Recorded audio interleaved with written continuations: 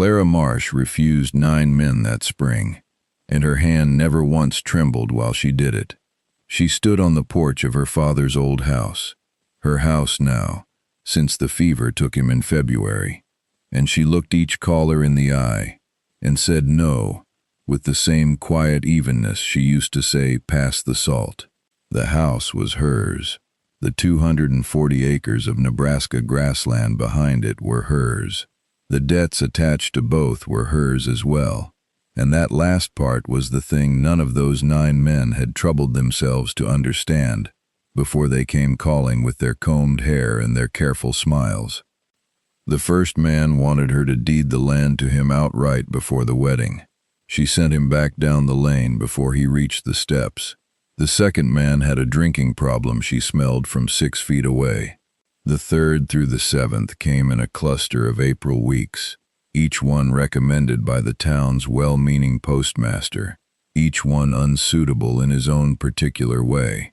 The 8th man was kind enough but had 4 creditors chasing him from Kansas, which meant her land would be swallowed by his debts inside a year. The 9th arrived in May with a mother in tow who spent 45 minutes explaining how Clara ought to manage her own kitchen. So by the morning, the 10th man appeared at the edge of her property, walking the fence line with the careful attention of someone counting posts. Clara felt mostly tired. She was 29 years old. She had blisters on both palms from a week of fence repair she could not afford to hire out. Her boots were caked in the red-brown mud of a late spring that had been wet enough to drown optimism whole. She watched him from the porch. He had not come up the lane. He had come across the north pasture on foot, which meant he had walked from town, which was 4 miles, which meant he had no horse. He was tall and lean, and he moved like a man who expected nothing from the landscape but honest difficulty. He wore a canvas coat gone gray at the elbows, and a hat that had seen better years. He stopped at a broken section of fence and stood looking at it the way a man looks at a problem he is already solving in his head. Clara set down her coffee cup and went to meet him. She walked the long way around the garden bed, not hurrying, watching to see what he would do next. What he did was crouch beside the leaning post, press 2 fingers into the soil around its base, and nod to himself as if confirming a private suspicion. He did not look up until she was 10 feet away. When he did, his eyes were dark and steady, and he did not perform any particular expression for her benefit. "This post has been heeled wrong," he said. "Whoever set it didn't go deep enough on the windward side. The whole run's been pulling east for 2-3 seasons by the look of it." "I know," Clara said. "I set it myself, 3 years ago, before I knew better." He considered that. "You want it fixed?" "I want a great many things fixed. The question is what it costs." He stood up, brushing soil from his knee. He was perhaps 35, perhaps a few years older, with the kind of weathered face that gave nothing away cheaply. "My name is Thomas Avery. I came out from Chadron 6 days ago looking for work. I haven't found steady employment. I need a place to sleep that isn't a livery floor, and a meal that isn't charity. I'm a fair hand with fence and timber and harness repair. I've worked cattle, wheat, and kitchen gardens. I don't drink and I don't steal." He paused. "That's the full accounting." Clara looked at him for a long moment. The wind moved through the grass between them and bent it flat and let it rise again. "The house has a back room," she said finally. "Small. It has a cot and a window and a hook on the door. Meals are at 6 and noon and sundown. In return, I need the north fence line rebuilt proper, the barn roof patched before July, the well casing reseeded, and whatever else reasonable work presents itself through harvest." She tilted her head. "That's my accounting." "That's fair," Thomas said. "There's one more thing." She held his gaze. "I've had 9 men come here this spring proposing marriage, as though the land is what they're proposing to. I'm not interested in a husband. I'm interested in a working arrangement with a person of honest character. If that's not what you're offering, say so now." He looked at her steadily. "I'm not calling myself a suitor, Miss Marsh. I'm calling myself a hand looking for honest work." "Then we understand each other," she said. "Come up to the house. I'll show you the room." He followed her across the pasture, 2 steps behind and to the left, which was the walking position of a man who understood that the ground he was crossing belonged to someone else. Clara noticed that. She noticed most things. It was a habit she'd developed young and sharpened through a hard winter and 6 months alone, and it had not yet steered her wrong. The back room was smaller than she remembered describing it. She stood in the doorway watching Thomas Avery take it in. The iron cot, the 1 wool blanket, the single nail on the wall that served as the hook, the window that looked out toward the barn and let in the smell of grass and old timber. He set his pack on the floor, looked around once and said, "This is fine." "The blanket's clean," she said. "I washed it last week. Thank you." She left him to settle and went back to the kitchen to start the noon meal. She put beans on to heat and cut bread, and tried to remember the last time she had cooked for 2 people. February, she supposed. The day before her father's fever turned serious, and the neighbor women came and took over the kitchen, and her hands had nothing useful left to do. Thomas came to the table at noon without being called, which meant he'd heard the stove sounds through the wall, and understood them for what they were. He sat at the end of the table she indicated, said nothing while she set down the bowl and bread, and bowed his head briefly before he ate. He ate steadily and without complaint, and when he was finished he carried his bowl to the wash basin and left it there. "I'll start on the north fence this afternoon," he said. "The tools are in the barn," Clara said. "Left side as you go in." He nodded and went out, and Clara stood at the window and watched him cross the yard. The yard felt different with a person moving through it. She was not sure yet whether that was good or simply notable. She filed it away and went back to her bread dough. The first week passed the way first weeks pass between strangers sharing a roof, carefully, with a great deal of attention paid to the correct amount of distance. Thomas rose before light and was in the barn or the field by the time Clara came down to start the stove. He worked through the heat of the afternoon without complaint, taking water from the pump and pouring some over his head and going back to whatever post or board required his hands. By the end of the 4th day, he had reset 11 fence posts and strung new wire across 40 yards of the north line, and Clara could see from the kitchen window that he'd done it correctly, with the posts heeled deep on the windward side, and the wire run tight without overtension.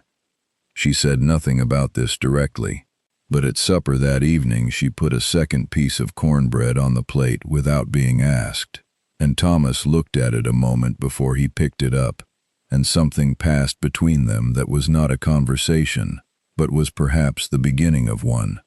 They did not talk much in those first days. What they talked about was practical: the roof, the well, the state of the tack room, whether the south-facing plot was worth planting late, or whether the season was too far gone. Thomas offered opinions when she asked, and did not offer them when she didn't. He asked questions when he needed information, and didn't manufacture conversation to fill silence. Clara found that she did not mind his presence in the way she had expected to mind it.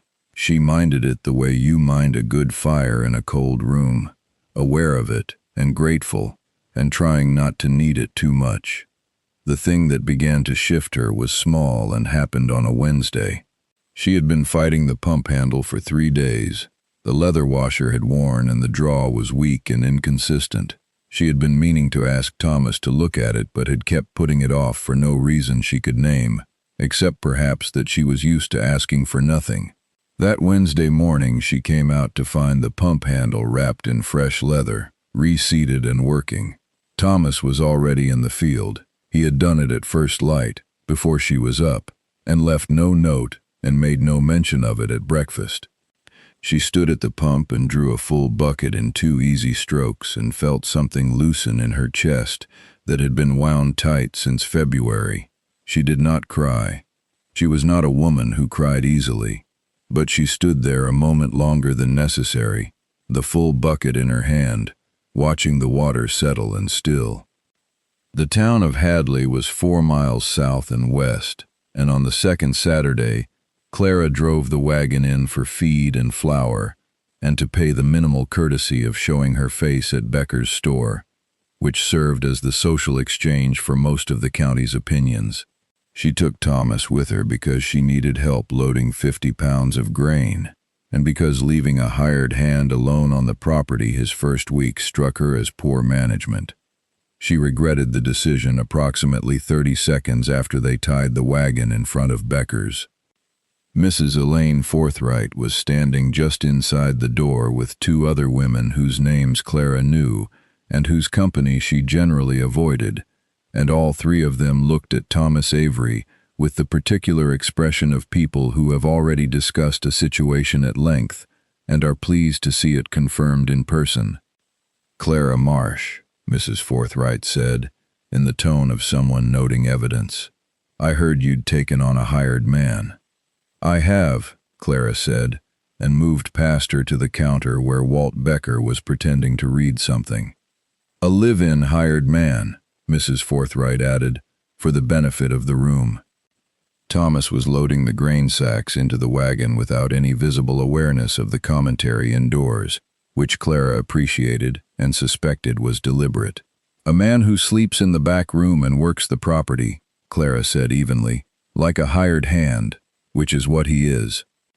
"Of course," said Mrs. Forthright, and the 2 women with her said nothing, but their silence was busy. Clara paid her bill, collected her flour, and walked back to the wagon. Thomas helped her up to the seat without comment. They drove out of Hadley with the social atmosphere pressing on the back of Clara's neck like a hand. "You heard all of that," she said, when they were a mile out and the town was behind them. "Parts of it," Thomas said. "Does it trouble you?" He was quiet for a moment. The wagon wheels turned in the rut and the grass on either side bent in the afternoon wind. "People talk," he said finally. "It doesn't change what the work is." Clara looked at him sidelong. "It may make things complicated, for you and for me both." "I've had complicated before," Thomas said. He did not say what kind. She did not ask. But she noted that his hands on the reins were perfectly steady, and she decided that steadiness was a quality she had not valued highly enough in the years when she'd had more choices. She cooked a better supper that night than she needed to. She told herself it was because she'd found a good cut of salt pork at Becker's and not for any other reason. The complicated Mrs. Forthright had predicted arrived in the person of a man named Gerald Butte, who represented the Holloway Land Trust out of Lincoln and who appeared at Clara's gate one Thursday in late June with a leather briefcase and the smooth manner of someone who has delivered bad news so many times it has become a kind of pleasantry. He said the Holloway Trust held a lien on the northwest quarter of Clara's property, a lien she had not known existed, that her father had apparently signed in a moment of winter desperation 3 years prior, that was now due in full, $280, within 45 days. Clara stood on her porch and listened to all of it, and kept her face arranged in an expression of polite attention, while everything behind that expression went cold and still. $280. She had 41 in the bank, and perhaps 60 more she could raise by selling the extra draft horse. She thanked Mr. Butte in a level voice and watched him ride away, and then she went inside and sat at the kitchen table and looked at her hands. Thomas came in from the barn at sundown, read the shape of the room and the way he'd gotten quiet and quick at, and set 2 cups of water on the table and sat across from her without speaking. Clara told him about the lien. All of it, plain and without drama. The way she told herself everything, as information that required a response. When she was done, Thomas said nothing for a long moment. Then he asked, "What does the northwest quarter border?" "The Sand Creek water easement," Clara said, "which is why they want it." Thomas nodded slowly. "Holloway Trust pulled this in Dawes County too. 3 farms, 2 of them held, 1 signed over. He looked at her steadily. A lien that wasn't disclosed at your father's probate is challengeable. If you have a lawyer willing to write the letter, the trust generally backs down. They're counting on people not knowing that. Clara stared at him. How do you know that? I was on one of the farms that held, he said, in Dawes County, 2 years ago. She was quiet for a moment, recalculating. There's a lawyer in North Platte. My father knew him. Write to him tonight, Thomas said. I'll ride to the post office first light. She wrote the letter that evening by lamplight at the kitchen table, with Thomas across from her reading a worn almanac she'd found in the barn and left on the shelf as a small practical offering. She did not think about that being a thing she'd done deliberately. The lamp threw warm light across the table and the almanac spine and the planes of Thomas Avery's face, and Clara wrote her letter and sealed it and did not think about any of it at all. He rode to the post office at dawn, 4 miles each way, and was back by mid-morning and on the barn roof by noon. The response from the North Platte lawyer came in 11 days and said exactly what Thomas had predicted. The lien carried procedural defects and Holloway had overreached on the disclosure, and a firm letter from counsel would very likely end the matter before it required a court filing. Clara read it 3 times and then went to find Thomas in the barn where he was replacing rotted sillboards with timber he'd cut from the dead elm at the property's eastern edge, clean salvage work that had saved her $30 in lumber costs. She told him what the letter said. He set down his mallet and looked at her steadily. Good. I owe you a great deal, Clara said, for knowing what you knew. You don't owe me anything. It's information. Anyone might have had it, but anyone didn't have it. You did. She held his gaze. It was harder than usual, for a reason she couldn't quite name. This arrangement has been good for this property, she said carefully. You've done more work in 6 weeks than I could have managed in a season alone. The fence is right. The barn roof has 2 weeks left and then it'll be solid. The well draws clean. She paused. I want you to know that I see all of it. Thomas was very still for a moment. I see what you've built here too, he said quietly. A woman alone managing 240 acres in a hard year. The garden, the accounts you keep, the way you know every corner of this land. He looked away briefly, toward the light coming through the barn door. I was in Chadron because I needed to be somewhere new. I'd been drifting 2 years since my wife passed. He said it plainly, the way you say something that has become a fact rather than a wound. I'm telling you that because it seems like something you ought to know. Clara felt the information settle into the room between them. I'm sorry, she said, about your wife. Thank you, he said, and then, after a pause, I'm not looking for anything, Miss Marsh. I want to be clear about that. I came here for work and I've found honest work, and I'm grateful for it. I'm not trying to make the arrangement into something it isn't. I know that, Clara said. It's part of why I trust you. He held her eyes for a moment and then picked up his mallet and went back to the sillboards, and Clara went back to the house, and neither of them said anything more about it that day. But she built a small shelf that evening. She was not a fine carpenter, but she was a competent one, and there was a bare wall in the back room, his room, beside the window, where the only light fell in the afternoon. She measured it and cut the board from the same elm timber he'd salvaged and sanded it smooth and mounted it level on 2 iron brackets she found in the tack room. She did it in the hour after supper while he was walking the fence line on the evening check he'd gotten into the habit of, and she was back in the kitchen when he came in. He said good night and went to his room, and she heard him stop. A long pause, then nothing. He did not mention the shelf in the morning, but when she passed the room in the afternoon, the old almanac was on it, squared neatly to the edge. The Holloway matter resolved in August as the lawyer had predicted. A curt letter from the trust's office saying the lien was being withdrawn pending review.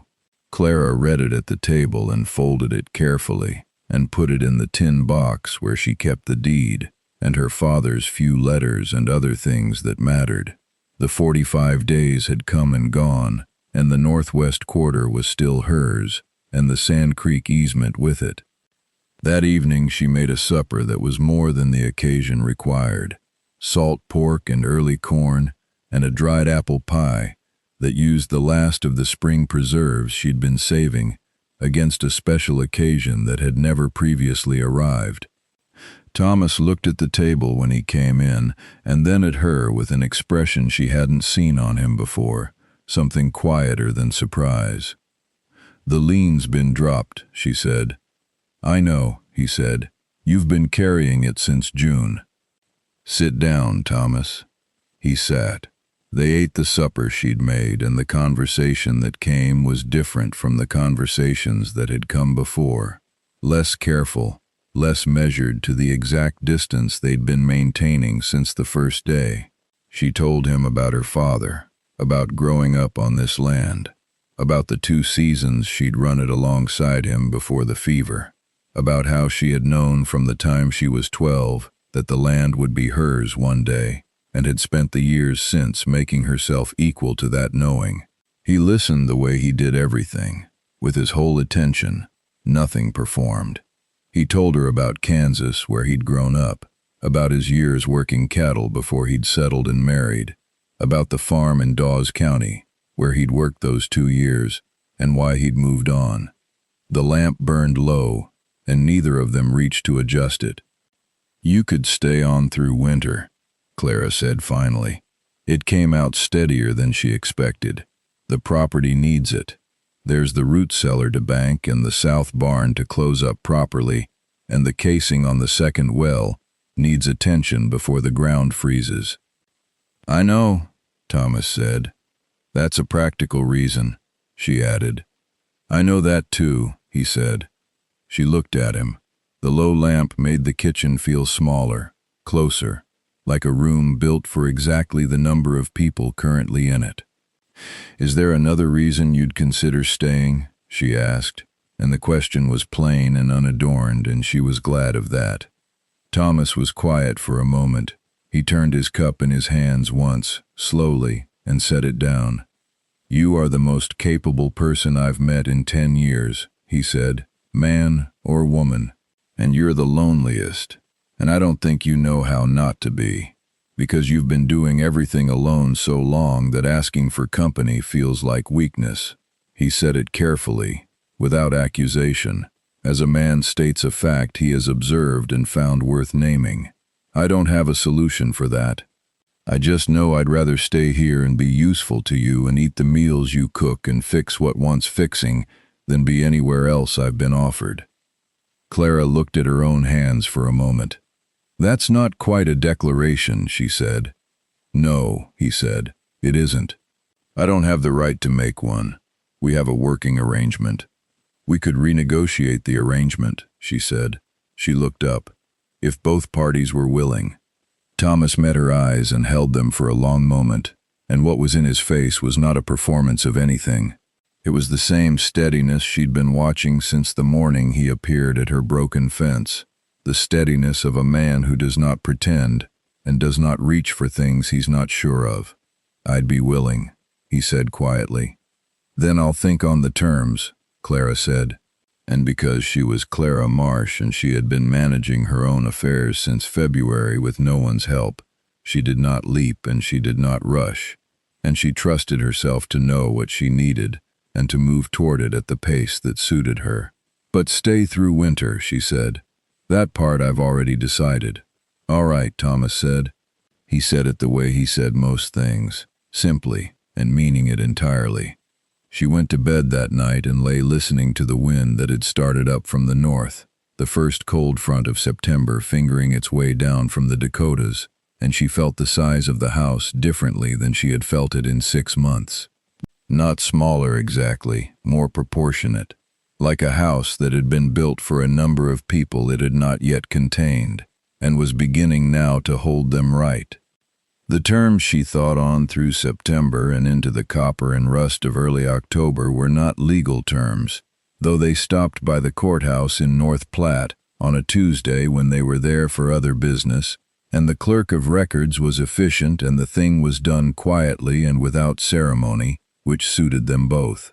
Thomas signed his name beside hers on the document and she signed hers beside his, and when they walked out into the October street the light was low and golden and lay across everything with the particular extravagance of a season that knows it is ending. She had brought a ribbon from the dry goods store in Hadley weeks before, not for any announced reason, and it had sat in the pocket of her good coat since then. She did not know precisely why she had bought it. She knew only that it was blue, the color the sky goes in that last warm push of October before the cold takes hold, and that it had seemed like the color of something she wanted to remember. That evening she tied it around the shelf post in the back room, his room, though the arrangement of rooms was a thing they were in the process of renegotiating too. And Thomas found it there and looked at it for a long moment, and then found Clara in the kitchen and stood in the doorway. "That's a good color," he said. "I thought so," Clara said, and something in her voice was lighter than it had been, and she supposed it would stay lighter now, the way a room stays warmer once a good fire has been built properly.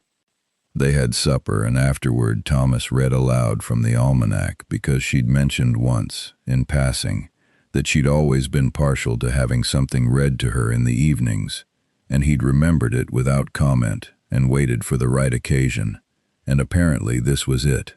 His voice was low and unhurried, and outside the wind had begun in earnest, pushing hard out of the north the way it would push from now until March, and the house held against it the way a well-built thing holds against the force that was always coming for it.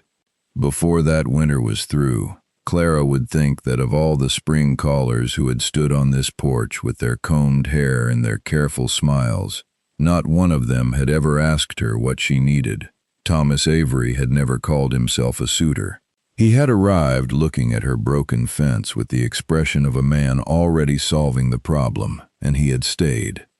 That was what love looked like, she decided, when it was built right. Not a speech, not a proposal. A man crouching in the grass, pressing 2 fingers into the soil, nodding to himself at what he found there, and already thinking about how to make it hold. And now, dear listener, if you have walked alongside Clara and Thomas through this story, you know something they had to learn the slow and honest way, that a bargain made in desperation can become, with time and goodwill and 2 people willing to see each other plain, the most freely chosen thing in the world. A home is not a deed. It is not a signature on a courthouse paper. It is a second cup at the table, a pump handle wrapped in fresh leather before dawn, a shelf built from salvaged elm, a ribbon the color of October sky. If you have someone in your life who notices what needs doing, and does it quietly, without demanding praise, hold on to them. They are rarer than gold on any frontier. We'd love to know, what small act of care has meant the most to you in a time of hardship? Leave it in the comments. Your words matter to this community. And if this story found its way to your heart, please subscribe so we can keep bringing you these Old West journeys, one fireside tale at a time. Good night. God bless you and all the quiet, steady souls you love.